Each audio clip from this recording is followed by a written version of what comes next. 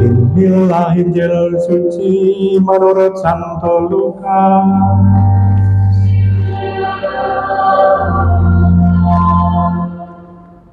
Sekali peristiwa, setelah Yesus menyampaikan beberapa nasihat, para rasul berkata kepadanya, "Tuhan, tambahkanlah iman kami." Tetapi Yesus menjawab, "Sekiranya kamu mempunyai iman sekecil biji sesawi saja, kamu dapat berkata pada pohon ara ini, 'Tercabutlah engkau dan tertanamlah di dalam laut,' dan pohon itu akan taat kepadamu. Siapa di antara kamu yang mempunyai seorang hamba yang membajak tanah dan menggembalakan ternak, waktu ia pulang dari ladang akan berkata kepada hamba itu, 'Mari segera makan'? Bukankah sebaliknya ia akan berkata kepada hamba itu, 'Sediakanlah makananku, ikatlah pinggangmu dan layanilah aku. Sampai aku selesai makan dan minum, sesudah itu engkau boleh makan dan minum.' Apakah ia berterima kasih kepada hamba itu karena hamba itu telah melakukan apa yang ditugaskan kepadanya? Demikian jugalah kamu. Apabila kamu telah melakukan segala sesuatu yang ditugaskan kepada kamu, hendaklah kamu berkata, 'Kami ini hamba-hamba yang tidak berguna. Kami hanya melakukan apa yang harus kami lakukan.'" Demikianlah sabda Tuhan.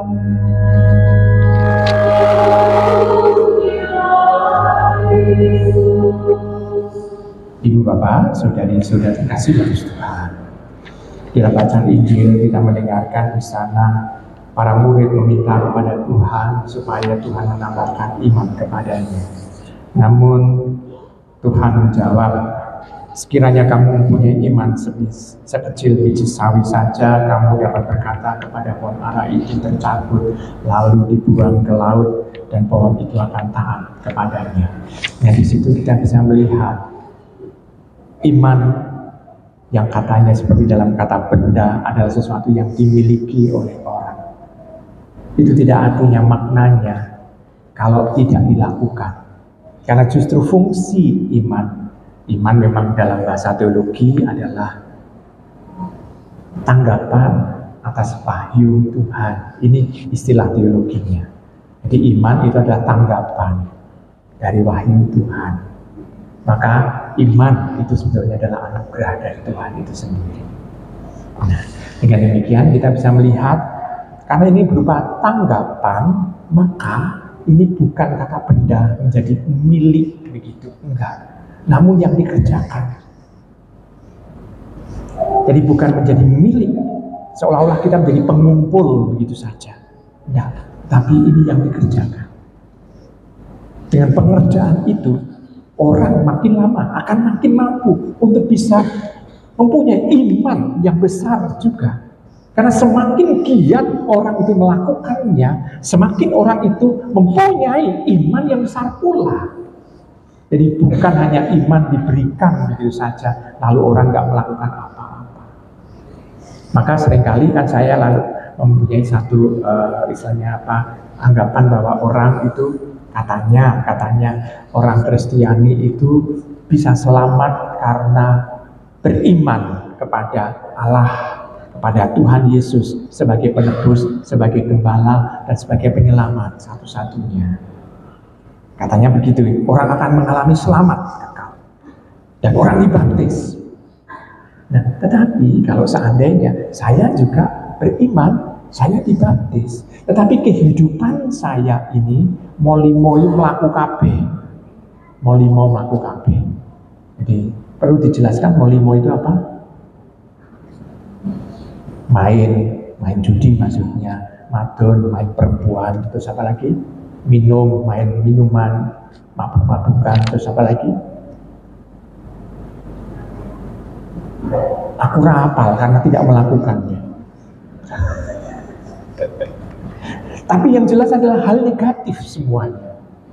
Apakah saya bisa masuk surga? Sampai mati gak pernah bertobat, bisa masuk surga walaupun saya sudah dibaptis, dan pada saat dibaptis itu saya punya iman. Bisa masuk surga? Ayo. Berarti kita bisa melihat iman bukan sekedar hanya kita kumpulkan, tetapi harus kita lakukan. Dan wujudnya adalah apa? Kita melakukan apa yang menjadi kehendak Tuhan supaya berlaku dalam kehidupan kita sehari-hari ini. Maka di sana Tuhan tidak menjawab, oh ya tak beri iman. Enggak. Tapi Tuhan mengatakan bahwa walaupun iman sebesar biji sesawi pun, kalau ini digunakan akan punya makna tersendiri. Dan semakin itu punya makna dalam kehidupan, semakin iman itu akan berlimpah-limpah dalam diri kita. Semakin kita mampu menanggapi secara aktif pewahyuan Tuhan itu. Maka kita bisa melihat, oh kalau demikian iman itu bukan sekedar anugerah yang diberikan lalu kita miliki, selesai sudah. Enggak. Tapi ternyata iman itu diharapkan mampu menggerakkan kita. Iman itu sebagai satu peristiwa yang bisa kita kerjakan dalam kehidupan sehari-hari. Nah, kalau demikian kita bisa melihat, oh percuma orang itu mengaku Katolik, mengaku Kristiani, tetapi tidak melakukannya. Jadi kita bisa melihat pengakuan tidak selesai, iman tidak selesai dengan pengakuan saja, tetapi harus ada bukti nyata. Ini yang pertama, catatan yang pertama. Catatan yang kedua, kita bisa melihat bahwa iman pada saat itu menggerakkan kita, lalu kita melakukan yang terbaik di hadapan Tuhan, itu tidak ada apa-apanya. Tidak ada apa-apanya. Maka jangan lalu kita menunggu, oh Tuhan pasti akan memberikan pahala kepada kita karena sebagai rasa terima kasih Tuhan untuk kita. Enggak. Ibu bapak, saudara-saudara dalam Tuhan, kita bisa melihat di sana kita hanya bangga kalau mampu untuk melakukan firman Tuhan dalam kehidupan iman kita kepadanya. Kita tidak pertama-tama mencari pahala. Bukan. Kalau sudah mendapatkan pahala terus ngapain? Apakah kalau sudah mendapatkan pahala lalu kita bisa masuk surga? Coba kalau Anda hitung pahala kita sekian, dosa kita seberapa? Semakin kecil atau semakin gede? Pahala kita sekian, dosa kita segini atau segini? Segini. Kalau demikian ditimbang menang menang mana? Berat pahalanya atau berat dosanya? Berarti kalau kita hidup hanya mencari pahala, sementara kita berkutat dengan dosa, maka sama saja nggak bisa menyelamatkan. Maka kalau mungkin kita mati lalu ada orang yang mendoakan begini, ya Tuhan terimalah saudara kami ini sesuai dengan amalnya di dunia ini, menjebak kita. Kenapa? Ya sampai kapanpun kalau doanya seperti itu kita nggak akan bisa masuk surga karena dosa kita lebih gede. Maka kalau ada orang yang meninggal jangan doakan itu ya. Jangan doakan seperti itu. Karena justru kasihan yang meninggal. Doakanlah Tuhan, berikanlah saudara kami ini sesuai dengan kasih-Mu. Dosa kita sekian tapi kasih Allah kan tidak terhingga. Itu pasti akan diterima oleh Tuhan. Maka kita harus ngomong tentang kasih Tuhan. Nah, oke, kok ngomong tentang mati ya? Padahal ini belum bulan November. Masih bulan Oktober. Nah, dengan demikian kita bisa melihat, ibu bapak, kita sekedar melakukan kebaikan ini karena kita adalah hamba Tuhan, anak-anak Tuhan yang mau tidak mau taat kepadanya. Kualitas keputraan kita akan bangga disebut dengan baptisan yang kita terima. Oh, saya dengan dibaptis ini menjadi anak-anak Allah. Kita bangga dengan itu, sebutan anak-anak Allah. Tetapi kalau kita melihat kehidupan kita layak nggak disebut sebagai anak-anak Allah? Kan kualitas sebagai anak-anak Allah dilihat dari kesetiaan dia melakukan apa yang menjadi kehendak Allah itu sendiri. Dan dia tidak sibuk justru melakukan tindakan-tindakan dosa dalam kehidupan ini. Maka kita hendaknya kalau melakukan hal yang baik, hal yang sesuai dengan kehendak Tuhan, jangan kita lalu mengatakan, Tuhan ini aku, maka berikanlah yang baik untukku, berikanlah pahala untukku, berikanlah segala anugerah yang berasal darimu sebagai balasan atas tindakan yang sudah aku lakukan. Berarti tampak bahwa dalam kehidupan beriman ini dia hanya sekedar mencari muka di hadapan Tuhan. Padahal Tuhan menginginkan justru kerendahan hati yang kita miliki, itulah yang justru harus kita lakukan. Maka kita harus bisa seperti Paulus yang mengatakan, aku berbangga karena bisa melakukan kehendak Allah. Jadi justru itu menjadi kebanggaan kita. Maka kita bisa melihat bahwa ada sesuatu. Ambil contoh misalnya, contoh konkret. Ibu bapak seringkali berdoa ya, betul ya? Apa fungsi berdoa dan memuliakan Tuhan, memuja Tuhan? Apa? Apakah dengan kita memuliakan Tuhan lalu kemuliaan Tuhan bertambah? Enggak. Tuhan sudah maha mulia. Maka dengan memuliakan Tuhan, apakah kita menambah kemuliaan Tuhan? Seolah-olah dia menjadi tokoh yang mencari untuk orang memuji dan memuliakan dia. Enggak. Kita tidak memuliakan Tuhan, Tuhan pun sudah maha mulia. Kita tidak memuji Tuhan, Tuhan itu sudah sangat terpuji. Betul kan? Betul kan? Kalau demikian, kita memuji Tuhan, memuliakan Tuhan, ini untuk apa? Ya, jawabannya sederhana, yakni untuk supaya kita mendapatkan keselamatan. Karena dengan memuji dan menyembah Tuhan, memuliakan Tuhan, kita mengakui kebesaran Tuhan. Dialah yang mengendalikan kehidupan kita. Dialah yang juga membuat kita untuk bisa melakukan yang terbaik dalam kehidupan ini. Dengan kita memuliakan Tuhan, kita mengakui kebesarannya, kita dengan rendah hati, kita itu sebetulnya di depan Tuhan tidak ada apa-apanya. Sehingga dalam tugas pelayanan kita sehari-hari, dalam tugas melayani, tugas kita sebagai anak-anak Allah ini sungguh-sungguh bisa terlihat dengan baik. Jadi kita tidak lalu bangga karena prestasi yang kita miliki. Nah, ibu bapak, saudara, kasih dalam Tuhan. Dengan demikian kita bisa melihat, oh iya, yang penting bukan karena iman itu kita miliki, tetapi bagaimana hidup beriman kita. Lalu untuk supaya jelas dan gampang, iman itu ibaratnya apa? Ibaratnya begini, saya menggunakan cinta. Kata cinta. Ibu bapak pernah mengucapkan kata I love you? Atau menerima kata I love you?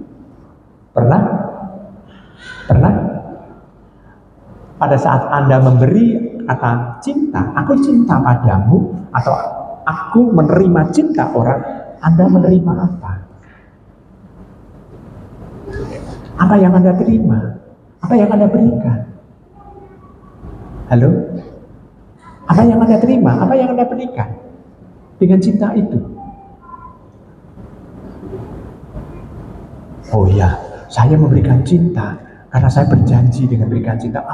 Aku mencintaimu dan saya tidak akan meninggalkan dikau sedetik pun. Dipraktekke, kemana pasangannya pergi dia ngintil di belakang. Ini cinta atau orang gila? Dan setelah mengatakan aku mencintaimu, saya tidak akan meninggalkan dikau sedetik pun. Ngintil di belakang terus menerus dan dia mempraktekkan apa yang dia omongkan. Aku tidak meninggalkan dia sedetik pun. Kenapa? Sesuai dengan janji saya. Wong edan apa orang gila, orang mencintai? Orang gila. Baik. Setuju? Baik. Dan demikian, beriman kadang-kala ditandai dengan doa. Betul? Benar? Oh, kita berdoa kepada Tuhan, benar? Ya. Kalau 24 jam orang itu berdoa kepada Tuhan, ini tanda orang gila atau beriman? Halo? Orang gila atau orang beriman? Halo? Orang gila kan? Betul? Ya. Kalau demikian, kita beriman tidak cukup hanya omongan. Seperti cinta kan? Cinta tidak hanya cukup dengan omongan, tetapi harus dengan tindakan. Tapi ada orang yang mengatakan, oh aku nggak pernah. Saya mau tanya, Ibu, suami Anda itu mengucapkan kata I love you setahun berapa kali? Saya tanya kepada para ibu-ibu, suami Anda mengucapkan kata I love you, aku cinta padamu setahun berapa kali? 1, 2, 3. Baik, ini kita sore, misal sore. Dalam sehari ini suami Anda mengatakan I love you berapa kali? Seminggu ini berapa kali? Anda lihat, kalau Anda lihat suami Anda sendiri, coba berapa kali dia ngomong? Oh, baru hari ini pada saat misa karena disuruh romonya. Apa begitu? Nah, kadang-kala suami akan mengatakan, tidak usah dia katakan, kan sudah dengan perbuatan. Apakah perbuatan nyata seperti itu? Tanda itu cinta. Ada contoh, saya seorang ateis misalnya saya ateis. Saya mengatakan, oh ada bencana alam di Flores. Percuma Anda berdoa, membuang waktu. Tanda bahwa Anda itu mau untuk membantu dia, kirimkanlah apa yang Anda punya ke sana, sehingga bisa memberikan bantuan. Percuma berdoa. Ini kan orang ateis. Betul ya? Demikian juga, kadang-kala orang tidak mampu untuk mengungkapkan cinta, dia mengatakan, oh yang penting bukan kata-kata, tetapi tindakannya. Dan apakah ini tanda cinta? Belum tentu. Buktinya apa? Coba saya mau tanya dulu. Kalau pembantu rumah tangga tidak mempunyai cinta kepada keluarga di situ, apakah dia bisa melayani dengan baik? Lalu bedanya istri dengan pembantu rumah tangga apa? Tindakannya sama, memasakkan, lalu melayani di meja makan. Bedanya apa?